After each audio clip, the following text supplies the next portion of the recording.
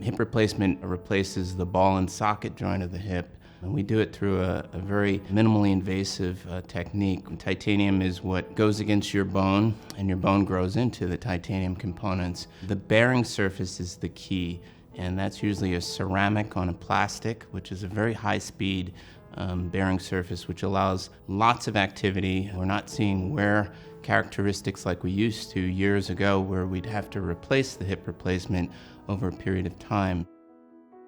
The difference between outpatient in our surgery center hip replacement versus in the hospital, as you can imagine, you're going home the same day after hip replacement, and you're usually walking within a couple hours of surgery. For the most part, you can avoid the hospital and an overnight stay. Now, that's not for everyone, and some folks want to still maintain a little bit of hospital care, and that might be good if you're not as healthy, if you have multiple medical problems. That might lean us towards doing your procedure in the hospital.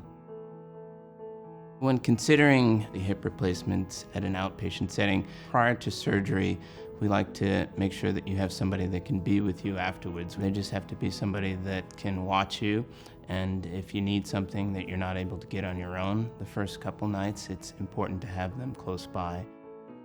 After about 3 to 6 months, the coordination returns. We tend to get you back to a relatively normal lifestyle. So we have lots of folks that enjoy outdoor activities, golfing, pickleball, hiking, biking, swimming, which we're very happy to see people get back to.